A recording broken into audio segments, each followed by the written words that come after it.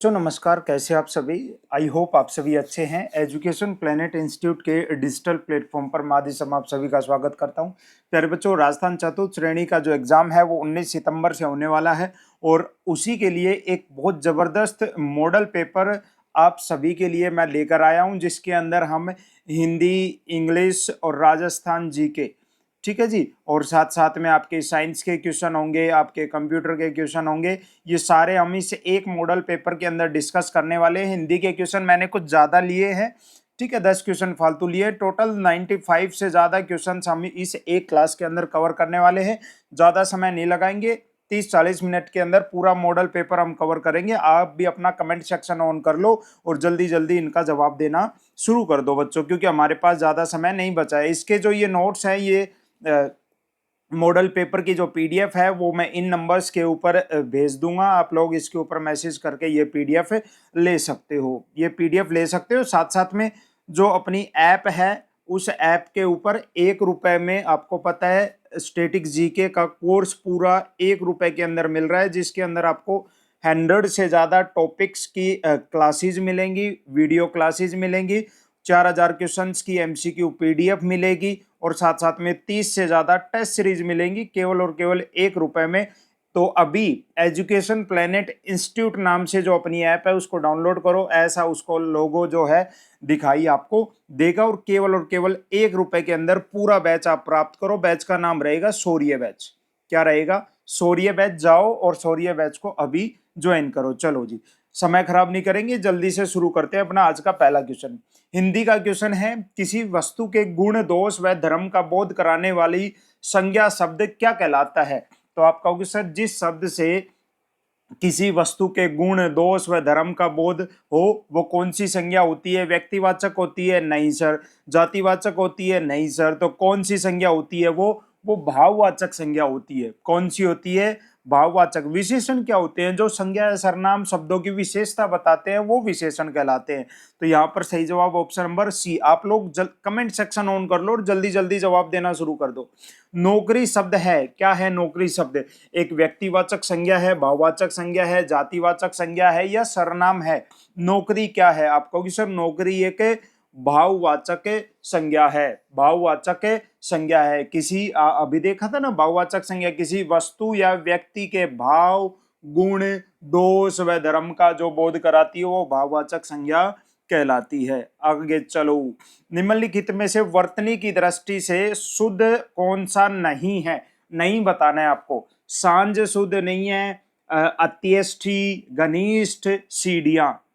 बताओ जरा कौन सा सही नहीं है? सांझ, सांझ तो ठीक है, सांझ तो ठीक है। अच्छा, घनिष्ठ ऐसे ही तो लिखते हो आप, घनिष्ठ। देखो, जो गलत वर्तनी वाले शब्द होते हैं उनको पहचानने का सबसे अच्छा तरीका होता है आपका हाथ खुद का। उनको एक बार लिख के देख लिया करो, क्योंकि आपके ये शब्द आपने कई बार लिखे हुए हैं और जब आप उनको लिखते हो तो आप बिल्कुल सही, आपके जो हाथ हैं अपने आप सही जो शब्द होता है वो लिख देते हैं।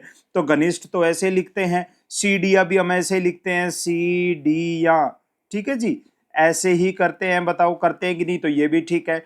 गलत कौन सा है? अत्यष्टि, अत्यष्टि, अत्यष्टि, ठीक है। सही शब्द ये अंत, ये नए की मात्रा लगाने भूल गए, ये होता है अंत्येष्टि। ट आएगा लास्ट में, ट आता है, ट आता है, ट आता है। ये गलत कर दिया, तो 2 गलत है, 2 गलत है। आगे चलो, दिगंबर में आपसे पूछिए कि संधि कौन सी है? दिगंबर का संधि विच्छेद कर लो। आप कहोगे सर इसका बनता है दिक प्लस अंबर, दिक प्लस अंबर। और कै का क्या क्या हो गया? ग हो गया। कै का क्या हो गया? ग हो गया। कौन सी संधि है ये? आप कहोगे सर ये व्यंजन संधि है। कौन सी है?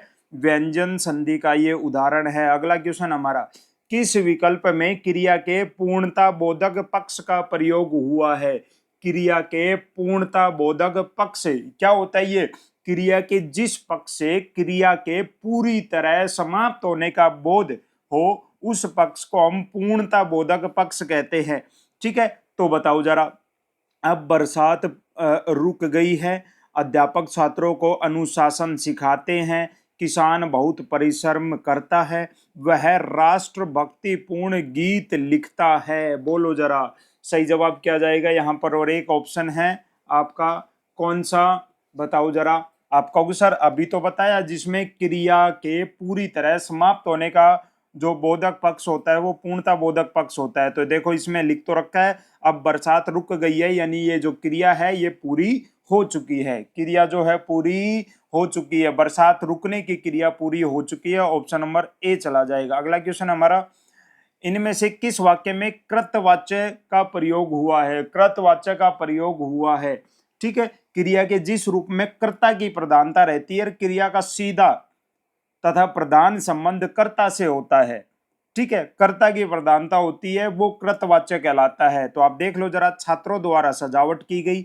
मजदूर से दर्द के कारण उठा नहीं गया, आज नागरिकों द्वारा सफाई अभियान चलाया गया, और मोहन पुस्तक पढ़ रहा है। बोलो जरा, इनमें से जिसमें कर्ता की प्रधानता रहेगी वही क्या है? आपका कृतवाच्य है। क्या है बच्चे?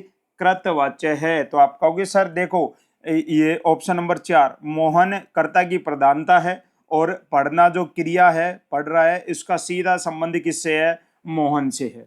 किससे है? मोहन से। ऑप्शन नंबर 4 आपका चला जाएगा। अगला क्वेश्चन है, लेखक शब्द के अंत में कौन सा प्रत्यय लगा हुआ है? बताओ जरा, लेखक शब्द के अंत में कौन सा प्रत्यय लगा हुआ है? तोड़ के देख लो, है ना। लेख प्लस अक, अक, तो लेखक अक प्रत्यय लगा हुआ है। कौन सा?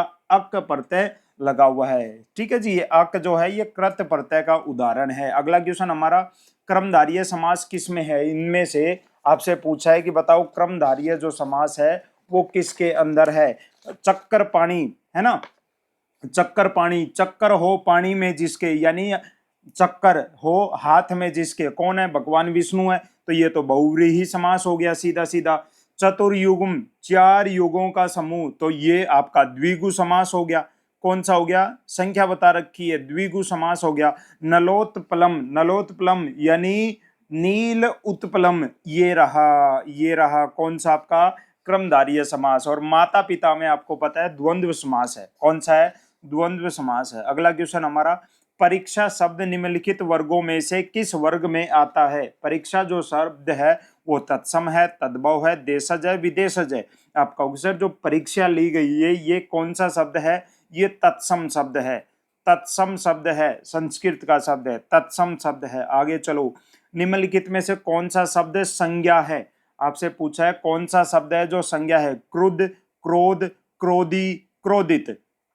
बताओ जरा, संज्ञा कौन सा है? इनमें से कौन सा शब्द जो है संज्ञा है? भाव, दशा, बोध कराए। आप कहोगे सर कौन सा है? क्रोध है। कौन सा है?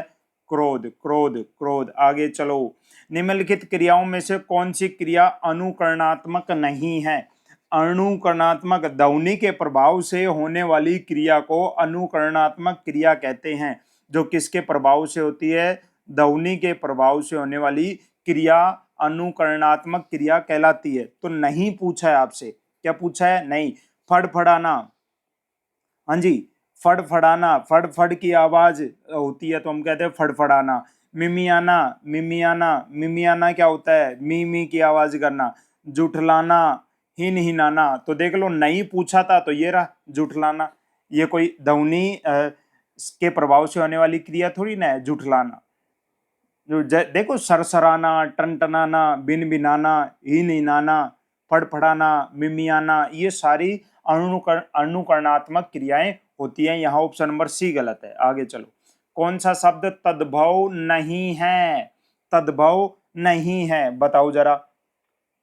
गे, दे, दूल, फूल, बताओ जरा, इनमें से कौन सा है जो तद्भव नहीं है?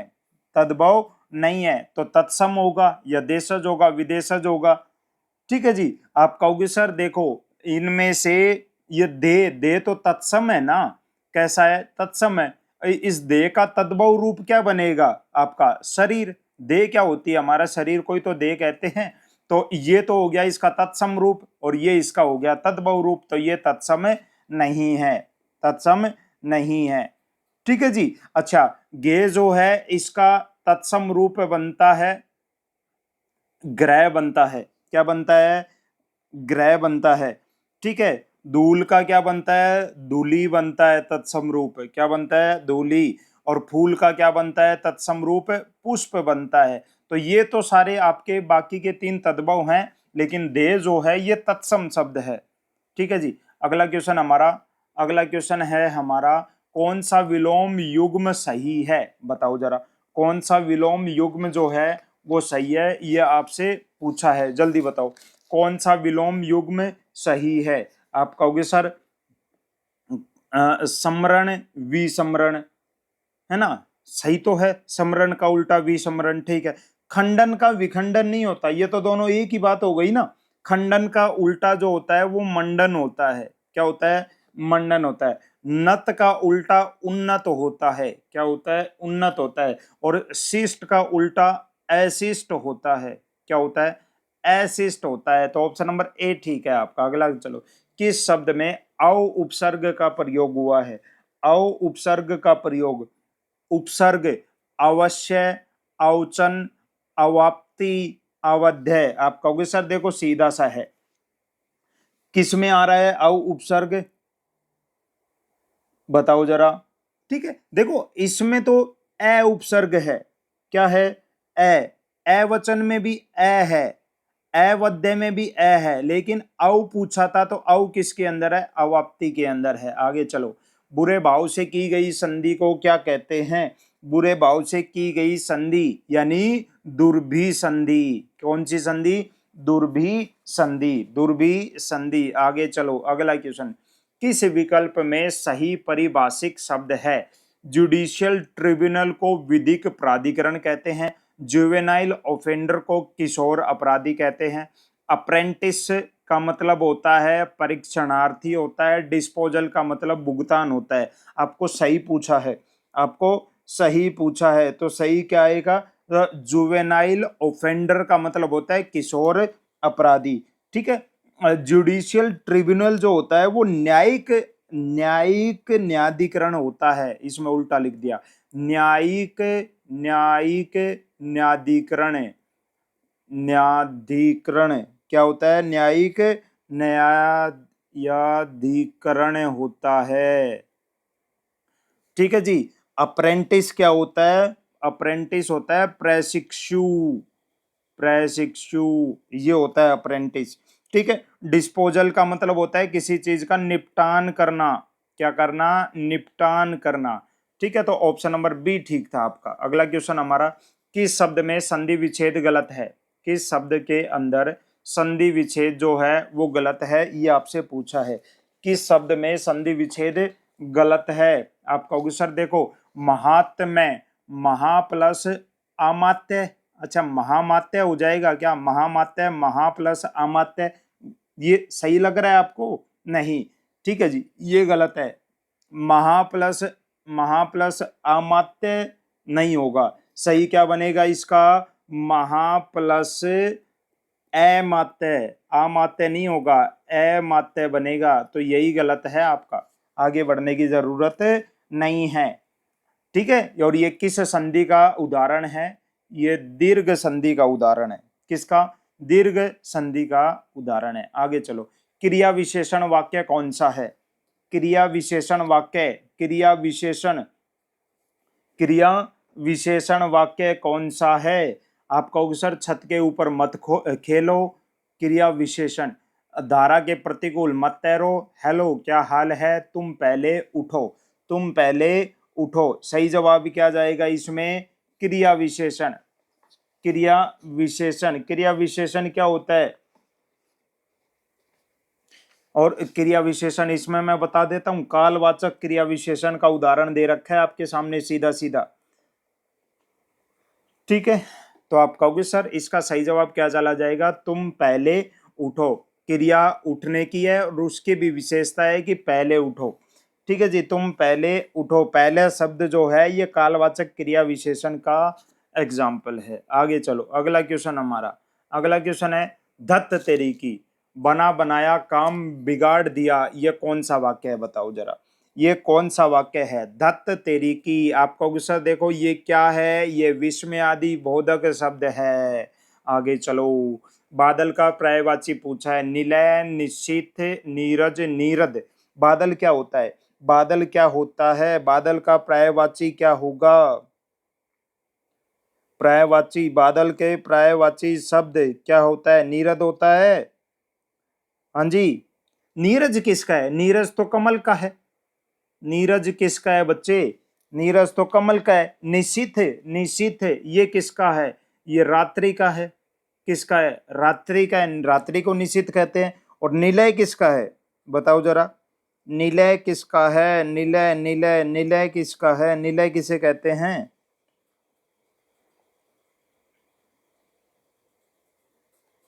हमारा सही जवाब क्या जाएगा बच्चे? आप कहोगे सर हमारा जो सही जवाब है वो क्या जाएगा?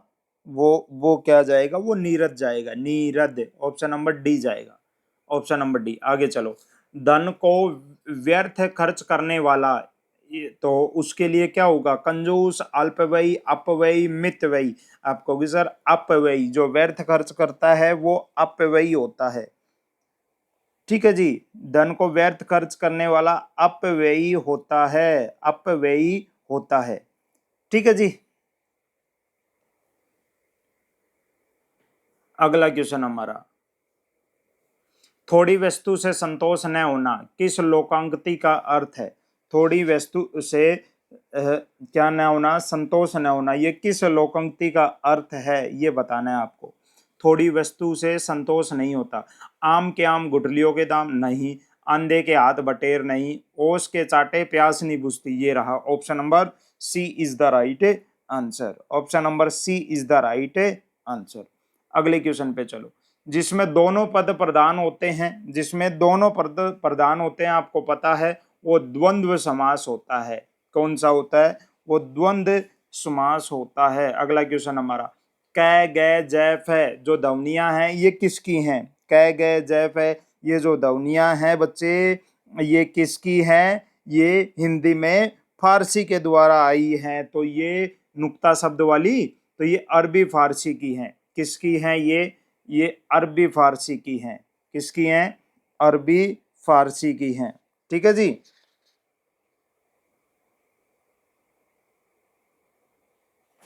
आगे अगले क्वेश्चन पे चलते हैं। अगले क्वेश्चन पे चलते हैं। अगला क्वेश्चन क्या है हमारा? अगला क्वेश्चन, निम्नलिखित में से अनुशासिक अनुनासिक स्वर कौन से शब्द में नहीं है? अनुनासिक कौन से में नहीं है ऐसा पूछा है। अनुनासिक, अनुनासिक गांव में, दांत में, हंस में, घंटा में। आप कहोगे सर किस में नहीं है अनुनासिक?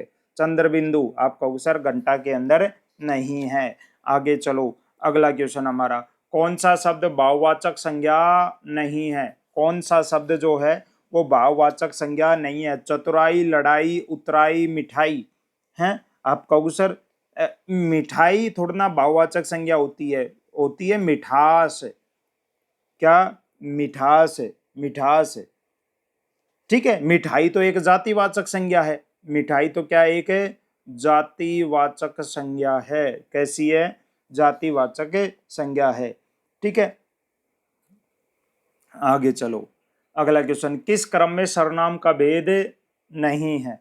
किस क्रम में सर्वनाम का भेद नहीं है? सर्वनाम का भेद इनमें से कौन सा नहीं है? सर्वनाम के कितने भेद होते हैं? सर्वनाम के 6 भेद होते हैं। पुरुषवाचक सर्वनाम होता है। अच्छा, निश्चयवाचक सर्वनाम होता है, अनिश्चयवाचक सर्वनाम होता है, संबंधवाचक होता है, निजवाचक होता है, प्रश्नवाचक होता है, लेकिन अस्तित्ववाचक नहीं होता। तो डी को काट दो, डी को काट दो। अगले क्वेश्चन पे चलो। प्रविशेषण बताते हैं। क्या बताते हैं बताओ जरा? जो विशेषणों की भी विशेषता बतलाएंगे वो प्रविशेषण कहलाएंगे, है ना? जो विशेषणों की भी क्या बताएंगे? विशेषता बताएंगे। क्या बताएंगे? विशेषता बताएंगे। अगला क्वेश्चन, निम्नलिखित शब्दों में अव्यय शब्द आपको पहचानना है। अव्यय शब्द कौन सा है ना? जो अव्यय कौन से होते हैं? जो दो शब्दों, वाक्यांशों या वाक्यों को जोड़ते हैं वो अव्यय शब्द होते हैं। ठीक है। चलो, तो कौन सा आ जाएगा इसमें अव्यय शब्द? ये रहा। कौन सा? पंजाबी। अगले क्वेश्चन पे चलो। अगला क्वेश्चन हमारा, स्वाधीन का विलोम क्या बनेगा? स्वाधीन, स्व यानी अपने अधीन, तो दूसरों के अधीन हो जाएगा। पराधीन क्या हो जाएगा आपका? पराधीन हो जाएगा। सही कह रहा हूँ? सही कह रहा हूँ। चलो जी अगले क्वेश्चन पे। ये हिंदी के हमने 30 क्वेश्चंस कवर कर लिए, क्योंकि हिंदी के काफी अच्छे क्वेश्चंस आने हैं तो हमने 10 क्वेश्चन फालतू ले लिए थे। ठीक है, अब अंग्रेजी के क्वेश्चन है, थोड़े से हैं। He blank a line across the page, तो इस ही बताओ जरा यहाँ क्या भरा जाएगा। He drawing a line, he drawn a line, he drew a line, he drawed a line. यहाँ सेकंड फॉर्म दे रखी है, यहाँ थर्ड फॉर्म दे रखी है, और आपको पता है थर्ड फॉर्म जो है वो बिना किसी हेल्पिंग वर्ब के नहीं आती है। हेल्पिंग वर्ब तो यहाँ नहीं है, हेल्पिंग वर्ब तो यहाँ पर नहीं है। आईएनजी जो है वो भी बिना किसी हेल्पिंग वर्ब के नहीं आता, तो यहाँ पे हेल्पिंग वर्ब आगे नहीं लगा रखी, तो ये भी नहीं आएगा। ड्रोड नहीं होता, Drew second form. Third form लगाओगे तो भी आपको कोई ना कोई हेल्पिंग वर्ब साथ में लगानी पड़ेगी, हेल्पिंग वर्ब तो है ही नहीं। तो option number C is the right answer. यहाँ कौन सा टेंस है बच्चे? Simple past, simple past, past indefinite tense है ये, सिंपल पास्ट टेंस है, सिंपल पास्ट टेंस है। आगे चलो अगला क्वेश्चन हमारा। I have not, I have और हैज हैव के साथ वर्ब की थर्ड फॉर्म आती है, तो आई हैव नॉट सी काट दो, I have not been in tag, I have not gone, देखो ये भी थर्ड फॉर्म है, ये भी है, ये भी है। अब देखो आपको सही फॉर्म क्या लगेगी। ठीक है जी, सही आपको क्या लग रहा है बताओ जरा। हैज हैव एड के साथ हेल्पिंग वर्ब की तरह प्रयोग होने पर हमेशा वर्ब की कौन सी फॉर्म बताओ जरा? Third form. I have not seen, I have not seen in tag, I have not gone in tag। ठीक है,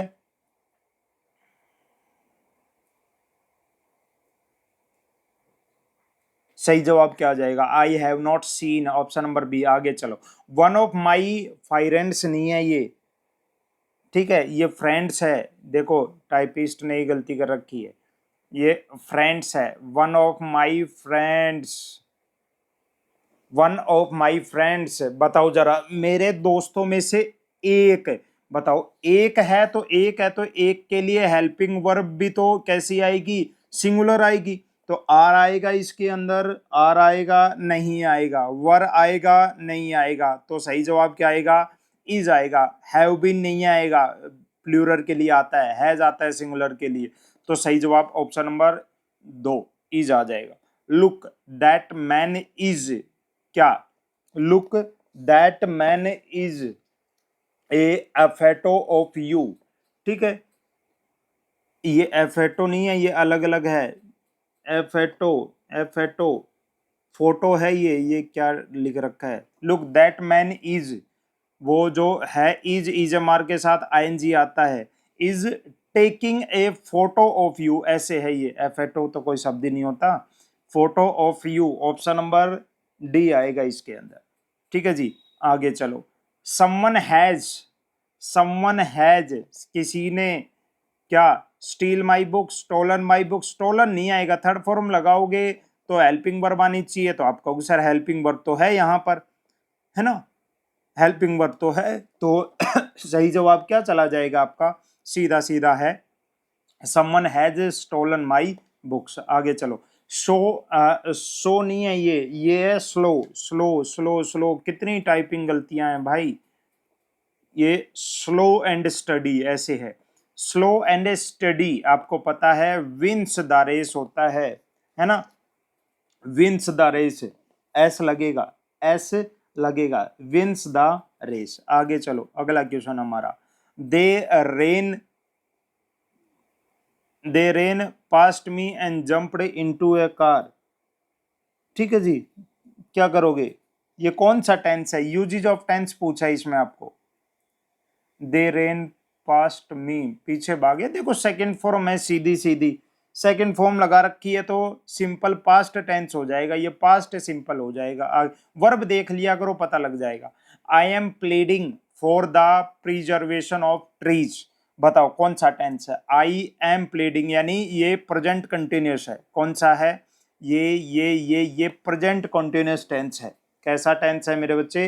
ये प्रेजेंट कंटिन्यूस टेंस है।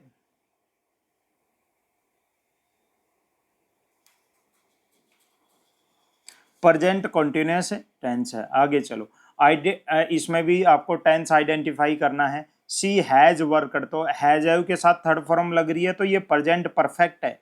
क्या है बच्चे? ये प्रेजेंट परफेक्ट टेंस है। आगे चलो, I am reading a book, कौन सा टेंस है? इज एम आर और आईएनजी, ये प्रेजेंट कंटिन्यूअस है। कौन सा है? प्रेजेंट कंटिन्यूअस है। चूज द करेक्ट टेंस, बताओ जरा। I show her making great efforts to complete the assigned task.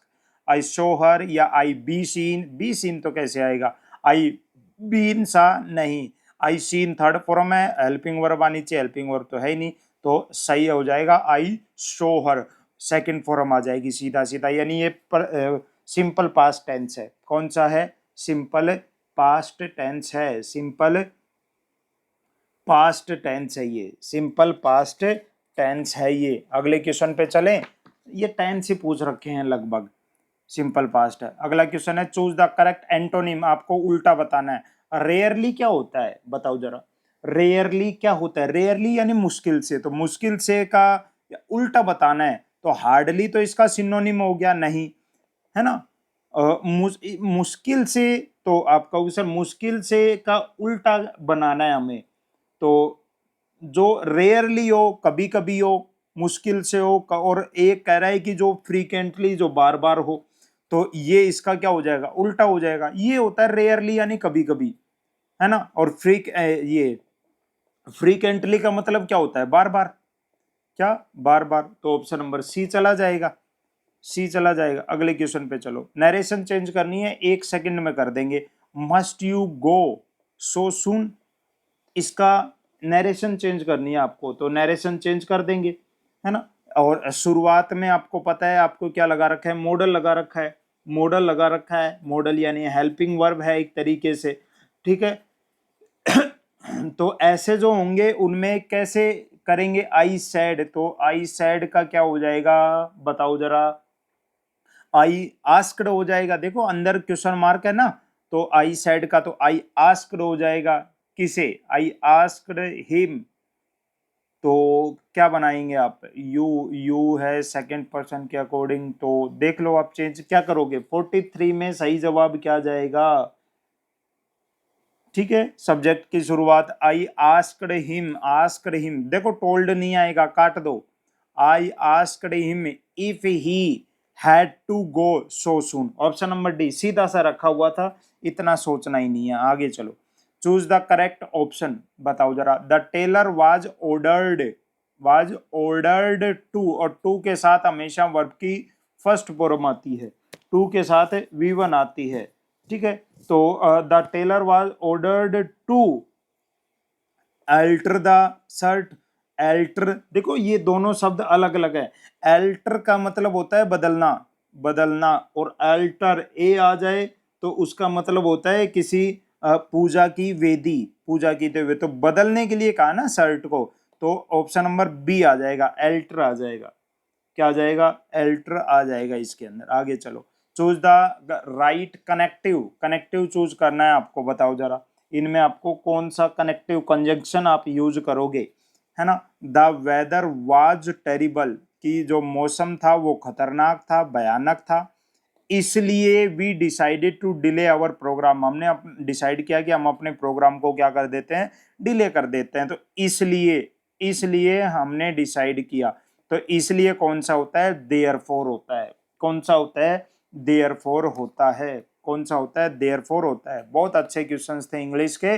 अब हम चलते हैं राजस्थान जीके की तरफ। राजस्थान जीके, राजस्थान के किस भौतिक विभाग में राज्य का न्यूनतम जनसंख्या प्रतिशत पाया जाता है, बताओ जरा। राज्य का न्यूनतम जनसंख्या प्रतिशत उत्तर पश्चिमी मरुस्थलीय प्रदेश में, या फिर मध्यवर्ती अरावली प्रदेश में, या पूर्वी मैदानी प्रदेश में, या दक्षिणी पूर्वी पठारी प्रदेश में, बताओ जरा।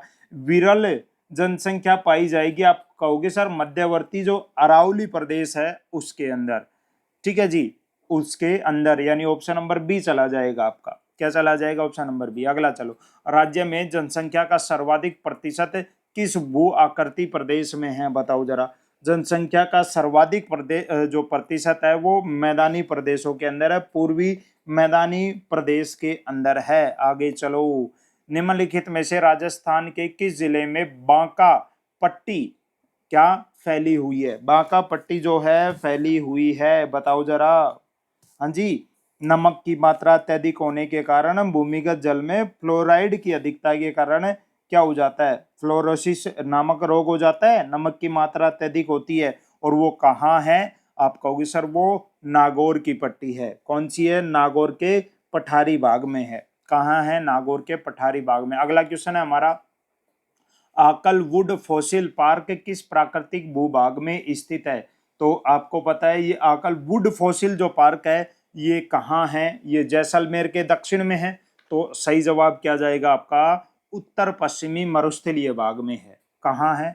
उत्तर पश्चिमी मरुस्थलीय भाग में। अगला क्वेश्चन हमारा, जैसलमेर जिले में स्थानांतरित होने वाले बालूका स्तूपों को स्थानीय भाषा में क्या कहते हैं? जैसलमेर में जो बालूका स्तूप हैं उनको स्थानीय भाषा में क्या कहा जाता है? बताओ जरा। हाँ जी, क्या कहा जाता है उन्हें? स्थानीय भाषा में उनको दोरे कहते हैं। क्या कहते हैं? उनको दोरे कहते हैं या दरियन कहते हैं। क्या कहते हैं? दरियन कहते हैं। अगला क्वेश्चन हमारा, मेवाड़ की पहाड़ियों के प्रमुख दर्रे पूछे हैं। दर्रे हैं, ये दर्रे हैं। मेवाड़ की पहाड़ियों के प्रमुख दर्रे, मेवाड़ की पहाड़ियों के प्रमुख दर्रे कौन कौन से हैं? चार बुजाखंड है, कुंभलगढ़ गोगुंदा है, देसूरी की नाल, हाथी गुफा की नाल। मेवाड़ की पहाड़ियों में पूछे हैं, मेवाड़ की पहाड़ियों में पूछे हैं। तो कहाँ पाल राजसमंद के संपर्क कराते हैं? कौन से? ये आपके देसूरी की नाल और आपका कौन सा? हाथी गुफा की नाल, हाथी गुफा की नाल। ठीक है जी। ऑप्शन नंबर सी, अरावली श्रृंखलाओं की सर्वाधिक ऊंची पहाड़ियां किसके मध्य स्थित है? सर्वाधिक ऊंची जो पहाड़ियां हैं वो किसके बीच में है? आपका सर गोगुंदा व कुंभलगढ़ के मध्य, गोगुंदा व कुंभलगढ़ के मध्य हैं। ठीक है, अरावली ने क्या कहते हैं? मेवाड़ की पहाड़ियां कहते हैं। आगे चलो, कौन सी पहाड़ियां मध्य अरावली श्रेणी में स्थित हैं? बताओ जरा। मध्य अरावली श्रेणी के अंदर क्या मेरवाड़ा पहाड़ियां हैं, रोजा भाकर पहाड़ियां हैं, इसराना भाकर की पहाड़ियां हैं, गिरवा पहाड़ियां हैं? तो आप कहोगे सर मध्य अरावली में पूछा है, तो मध्य अरावली में इसराना भाकर की पहाड़ियां हैं, इसराना भाकर की पहाड़ियां हैं। ठीक है जी, अजमेर क्षेत्र में मध्य अरावली क्षेत्र फैला हुआ है। आगे चलो, आगे चलो। अगला क्वेश्चन है, निम्नलिखित में से कौन सा एक अरावली पहाड़ियों का उनकी ऊंचाई के अनुसार अवरोही क्रम बताना है? कौन सा? अवरोही क्रम बताना है। तो अवरोही यानी ऊंचा फिर नीचा फिर नीचा फिर नीचा। आप कहोगे सर देखो हमारे पास है अचलगढ़ है, जरगा है, जयगढ़ है, डोरा है, यही तो है सारों में। तो इनका सबका तो हमें पता ही है। जरगा कितनी है? जरगा कितनी है? 1431 मीटर है। कितनी है? अचलगढ़ कितनी है? अचलगढ़ 1380 मीटर है। अचलगढ़ कितनी है? 1380 मीटर। और डोरा कितनी है? डोरा तो 869 है। कितनी है? 869 है। कितनी है? 869 है। ठीक है, तो देख लो जरा आप, सबसे ऊंची इनमें से कौन सी है? 1431 जरगा है, फिर अचलगढ़ है, फिर डोरा है और फिर कौन सा आपका? जयगढ़ है। कौन सा है? जयगढ़ है। जयगढ़ यानी ऑप्शन नंबर डी चला जाएगा। आगे चलो, अगला क्वेश्चन हमारा, राजस्थान के किस क्षेत्र में विंध्य पठार का विस्तार है? बताओ जरा। राजस्थान के किस क्षेत्र में विंध्य पठार का विस्तार है? तो विंध्याचल तो इधर है ना एमपी, तो राजस्थान का ये दक्षिण पूर्वी क्षेत्र हो गया। कौन सा हो गया? दक्षिणी पूर्वी क्षेत्र हो गया। दक्षिणी पूर्वी क्षेत्र हो गया। अगले क्वेश्चन पे चलो, राजस्थान के राजनीतिक जागरण में अग्रणी रहे कौन सा त्याग भूमि जो समाचार पत्र है, इसके संपादक कौन थे? तो आप कहोगे सर इसके जो संपादक थे त्याग भूमि के, वो हरिभाऊ उपाध्याय थे। कौन थे? हरिभाऊ उपाध्याय। अगला क्वेश्चन हमारा, राजस्थान में स्वतंत्रता आंदोलन के समय कौन सा शहर पत्रकारिता का प्रमुख केंद्र था? पत्रकारिता का प्रमुख केंद्र आप कहोगे सर वो कौन सा था? अजमेर था। कौन सा था? अजमेर था। अगले क्वेश्चन पे चलो, 1932 ईस्वी में जय नारायण व्यास द्वारा ब्यावर में प्रकाशित राजस्थानी भाषा का प्रमुख केंद्र, ब्यावर में राजस्थानी भाषा का प्रमुख केंद्र कौन सा था? आगीबाण था। कौन सा? आगीबाण समाचार पत्र। आगीबाण समाचार पत्र। ठीक है जी, आगीबाण आ जाएगा, आगीबाण आ जाएगा। ठीक है जी, बहुत बढ़िया। आगे चलो, आगे चलो, अगला क्वेश्चन। राजस्थान के गांधी के रूप में किसे जाना जाता है? अरे राजस्थान का गांधी किसे कहते हैं? गोकुल भाई भट्ट को कहा जाता है, गोकुल भाई भट्ट को कहा जाता है। 1911 ईस्वी में चित्तौड़गढ़ में विद्या प्रचारिणी सभा की स्थापना किसके द्वारा की गई थी? बताओ जरा। चित्तौड़गढ़ में विद्या प्रचारिणी सभा की जो स्थापना है वो हरिभाई किंकर के द्वारा विद्या प्रचारिणी सभा की स्थापना चित्तौड़गढ़ में 1911 के अंदर की गई थी। ठीक है जी, हरिभाई किंकर के द्वारा। आगे चलो, अगला क्वेश्चन हमारा, भित्ति चित्रण की दृष्टि से कहाँ की हवेलियां प्रसिद्ध है? सबको पता है। भित्ति चित्रण की जब हम बात करते हैं तो हम बात करते हैं किसकी? शेखावाटी की। कहाँ की? शेखावाटी की। नाथ द्वारा में श्रीनाथ जी की मूर्ति किसने स्थापित करवाई थी? किसने स्थापित करवाई थी नाथ द्वारा में श्रीनाथ जी की मूर्ति? आप कहोगे सर राज सिंह ने करवाई थी। किसने? उदयपुर के महाराणा राज सिंह के द्वारा 1671 ईस्वी के अंदर। अगला क्वेश्चन हमारा, चलो। मशहूर विमल वसही व लूण वसही मंदिर जो हैं वो कहाँ हैं? आसान क्वेश्चन है, ये सारे कहाँ हैं? आबू पर्वत में हैं। कहाँ? आबू पर्वत, आबू पर्वत। ठीक है जी, बहुत बढ़िया। सही जवाब क्या जाएगा? आबू पर्वत।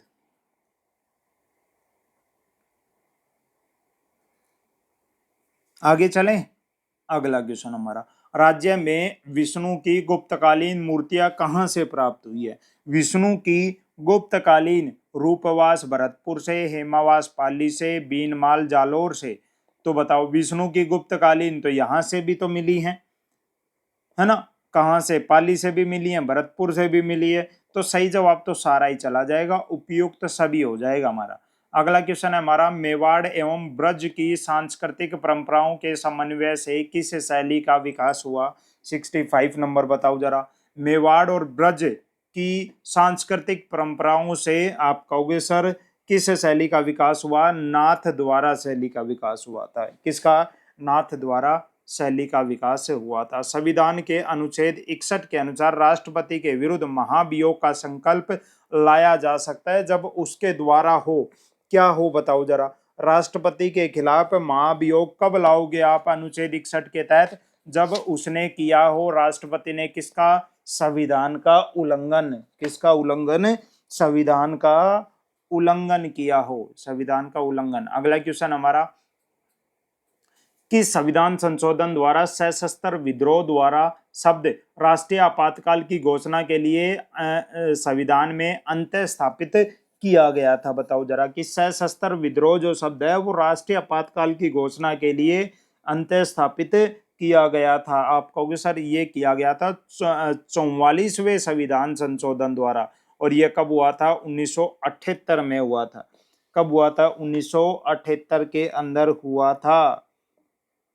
ठीक है, अगले क्वेश्चन पे चलो। संविधान के अनुसार संघीय मंत्री परिषद में मंत्री अपना पद धारण करते हैं? बिल्कुल करते हैं।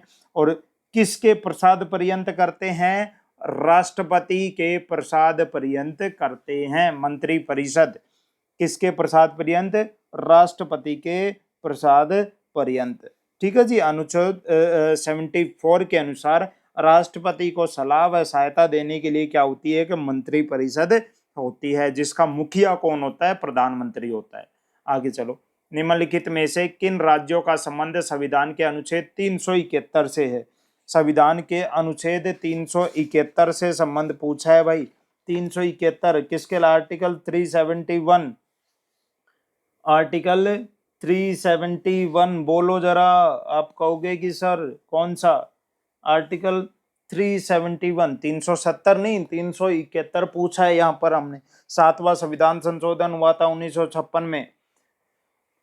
ठीक है, बंबई पुनर्गठन अधिनियम। तो आप कहोगे सर संबंध किससे? महाराष्ट्र व गुजरात से। महाराष्ट्र व गुजरात से। आगे चलो, अगला क्वेश्चन, राष्ट्रपति को लोकसभा में 2 आंग्ल भारतीय व्यक्ति नियुक्त करने का अधिकार है, उसी प्रकार राज्यपाल को विधानसभा में कितने आंग्ल भारतीय सदस्य नियुक्त कर सकता है, नियुक्त कर सकता है। कितने मनोनीत कर सकता है अंग भारतीय समुदाय के? तो आर्टिकल 333 के अनुसार कितने? एक। कितना? एक हो जाएगा। आगे चलो। राज्य सरकार को बर्खास्त किया जा सकता है किसके द्वारा, किसकी सिफारिश पर? आप कहोगे सर राष्ट्रपति द्वारा। किसकी सिफारिश पर? राज्यपाल की सिफारिश पर। अगला क्वेश्चन हमारा, राजस्थान की प्रथम निर्वाचित लोकतांत्रिक सरकार का गठन कब हुआ था? राजस्थान की प्रथम निर्वाचित लोकतांत्रिक सरकार का गठन 3 मार्च 1952 को हुआ था। 3 मार्च 1952 के अंदर हुआ था। ठीक है, श्री पालीवाल के नेतृत्व में सरकार बनी थी। आगे चलो। राज्य मंत्री परिषद रूपी जहाज के निर्देशन चक्र का चालक कौन होता है? बताओ जरा, कौन होता है राज्य मंत्री परिषद का चालक? आप कहोगे सर मुख्यमंत्री होगा। कौन होगा? मुख्यमंत्री होगा। किस विधानसभा चुनाव में राजस्थान विधानसभा की सदस्य संख्या 184 से बढ़ाकर कितनी की गई थी? 200 की गई थी। तो वो कौन सा विधानसभा था? छठा था। अरे छठा था कि नहीं? 1977, 22 जून 1977 से 16 फरवरी 1980, 184 से बढ़ाकर कितनी कर दी थी? 200 कर दी थी। तो क्या आ जाएगा? छठा आ जाएगा। ऑप्शन नंबर सी चला जाएगा। ऑप्शन नंबर सी चला जाएगा। अगले क्वेश्चन पे चलो। निम्नलिखित में से कौन सा सही सुमेलित नहीं है? निम्नलिखित में से कौन सा सही सुमेलित नहीं है? अनुच्छेद 170 विधानसभा की संरचना, सही बात है, बिल्कुल सही बात है। 171 में विधान परिषद की संरचना, बिल्कुल सही है। 172 में राज्य विधान मंडल की अवधि कितनी अवधि के लिए होगा? तो ये भी ठीक है। 172 में होता है कि नहीं? 173 में राज्य विधान मंडल का विघटन 173 में है क्या? नहीं। ठीक है, यहाँ 173 में तो विधानसभा का कार्यकाल होता है। क्या होता है? विधानसभा का कार्यकाल होता है। क्या होता है? विधानसभा का कार्यकाल होता है। ये गलत दे रखा है। बताओ कोविड-19 क्या है? कोविड-19 इनमें से क्या था? आप कहोगे सर ये कोविड-19 क्या है? कोरोना वायरस का एक नाम था। कोरोना वायरस का एक नाम था। ठीक है जी। आगे चलो। आकाश किस कारण से नीला होता है? अब ये तो पता होगा किस कारण से नीला होता है। आप कहोगे सर जो सूर्य के प्रकाश का परावर्तन से, सूर्य के प्रकाश के अपवर्तन से, वायुमंडल में सूर्य के प्रकाश के लघुत्तर तरंग दैर्ध्य का प्रकीर्णन होगा, वायुमंडल में सूर्य के प्रकाश के दीर्घतर तरंग दैर्ध्य का क्या? प्रकीर्णन होगा। देखो प्रकीर्णन से होता है इतना तो हमें पता है, तो दो ऑप्शन तो हटा दो आप। तो अब बताओ सी आएगा या डी आएगा? सी आएगा या डी आएगा? तो सूर्य से आता है जो प्रकाश वो शॉर्ट वेव के रूप में आता है। किस रूप में? लघु तरंग के रूप में आता है। आपको अच्छे से पता है। तो दीर्घ तरंग तो होगा ही नहीं। दीर्घ तरंग तो वापस पृथ्वी से जब लौटता है तब होता है। तो option number C is the right answer. Option number C is the right answer. अगला क्वेश्चन हमारा, समुद्र में पानी के नीले होने का कारण क्या है? समुद्र में पानी के नीले होने का कारण क्या है? कि जल के अणुओं द्वारा नीले प्रकाश का क्या करना? प्रकीर्णन करना। क्या करना? प्रकीर्णन करना। प्रकीर्णन करना। आगे चलो। ये क्या हो गया? ये क्या हो गया? ठीक है जी, चलो कोई बात नहीं। अगले क्वेश्चन पे चलो। यदि वायुमंडल नहीं हो तो पृथ्वी से आकाश किस रंग का दिखाई देगा? बताओ जरा। यदि वायुमंडल नहीं है तो पृथ्वी से जो आकाश है वो कैसा दिखाई देगा? वो काला दिखाई देगा, सबको पता है। अगले क्वेश्चन पे चलो। इंद्रधनुष में होता है, क्या होता है? बताओ जरा। इंद्रधनुष में होता है, आपको गलत कथन का क्या करना है? चयन करना है। पृथ्वी की ओर इसे सबसे अंदर के रंग के रूप में बैंगनी होता है। बैंगनी होता है क्या? पृथ्वी की ओर इसका वक्रता झुकाव होता है। पृथ्वी की ओर इससे सबसे बाह्य रंग के रूप में लाल होता है ना। अंदर की ओर बैंगनी, VIBGYOR। तो अंदर की ओर तो बैंगनी हो गया, वायलेट हो गया, बाहर की ओर रेड हो गया। बाहर की ओर क्या हो गया? रेड हो गया। ठीक है। और पृथ्वी की ओर इसके सबसे अंदर के रंग के रूप में लाल होता है। नहीं, ये गलत है। ये गलत है। डी को काट दो। आगे चलो। विश्व आयुर्वेद कांग्रेस एवं आरोग्य एक्सपो का आयोजन 12-15 दिसंबर 2024 में कहाँ किया गया था, ये आपसे पूछा है। 2024 का आपसे क्वेश्चन पूछा गया है। तो ये WAC का जो आयोजन है वो कहाँ हुआ था, देहरादून उत्तराखंड के अंदर हुआ था। देहरादून उत्तराखंड के अंदर हुआ था।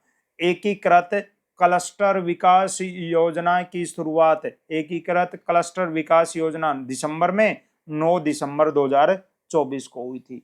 9 दिसंबर 2024 को हुई थी। 9 दिसंबर 2024 को हुई थी। आगे चलो।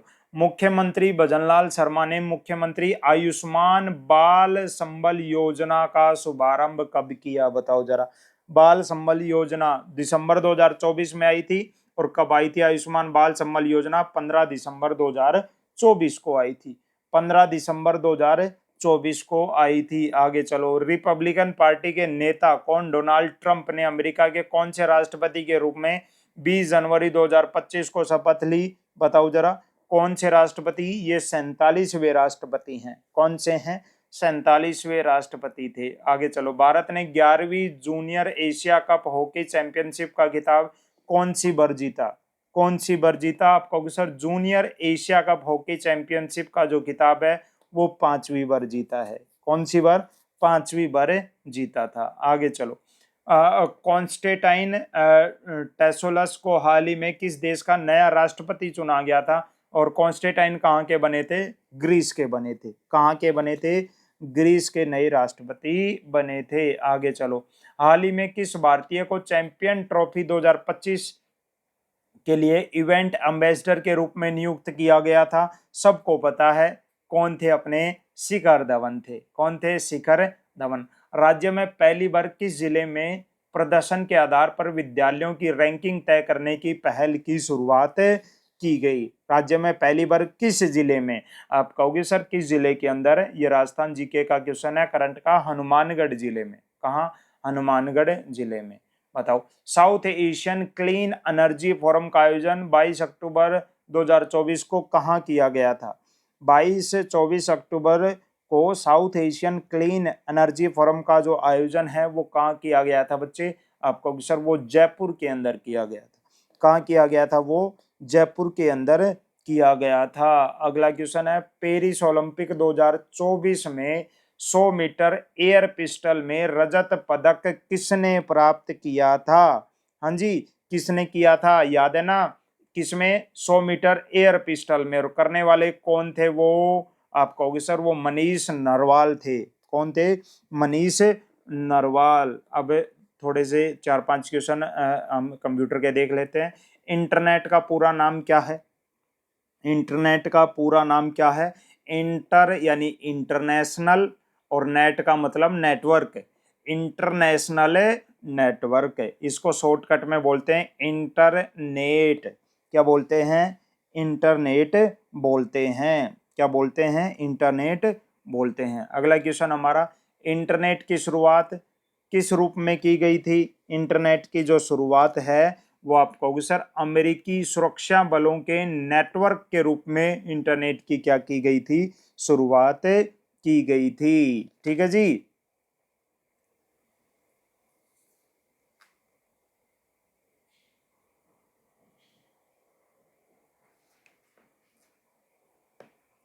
आगे चलें।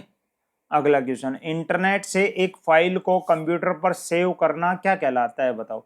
आप इंटरनेट पर, आप गूगल पे हो, क्रोम पे हो और आपने किसी फाइल को कंप्यूटर पे सेव कर दिया तो आप उसे डाउनलोडिंग कहोगे, अपलोडिंग कहोगे, स्टोरिंग कहोगे या वेब लिंकिंग कहोगे? क्या कहोगे बताओ जरा आप इसे।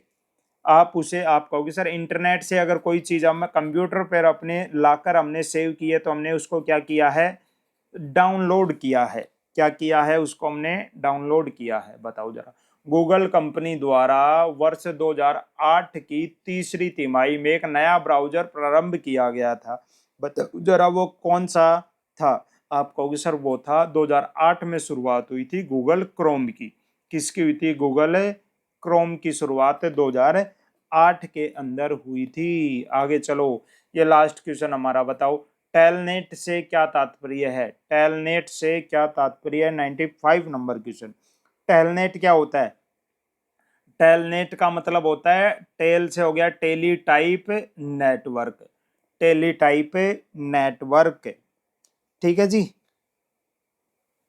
नेटवर्क। ऑप्शन नंबर सी चला जाएगा, ऑप्शन नंबर सी चला जाएगा, है ना। कैसा लगा आपको ये मॉडल पेपर जरूर बताएं। और 1 रुपए के अंदर, मात्र 1 रुपए के अंदर अपना जो शौर्य बैच ऐप के ऊपर चल रहा है, जिसके अंदर आपको 100 से अधिक स्टैटिक जीके की क्लासेज, 100 से अधिक वीडियो आपको इसमें मिलेंगी स्टैटिक जीके की, 4000 क्वेश्चंस की एमसीक्यू पीडीएफ आपको मिलेगी इसके अंदर। इसके अंदर आपको कम से कम 30 प्लस टेस्ट सीरीज इसके अंदर आपको मिलेगी, टेस्ट सीरीज इसके अंदर आपको मिलेगी 1 रुपए के अंदर। अभी जाकर शौर्य बैच डाउनलोड करो। ऐप कौन सी अपनी, एजुकेशन प्लेनेट इंस्टीट्यूट अपनी ऐप है, ऐसा लोगो दिखाई देता है। और ये नंबर, अगर ये पीडीएफ अगर आपको चाहिए इस मॉडल पेपर की, तो 9817019664 पर आप अपना नाम लिखकर मैसेज कर सकते हो, नाम लिखकर मैसेज कर सकते हो, ठीक है जी। बहुत बढ़िया, मिलते हैं नेक्स्ट सेशन में। आई होप ये मॉडल पेपर आपको पसंद आया होगा। हमने मात्र 50 मिनट के अंदर 95 क्वेश्चंस कवर किए हैं, अच्छे से एक एक क्वेश्चन को देखा है हमने।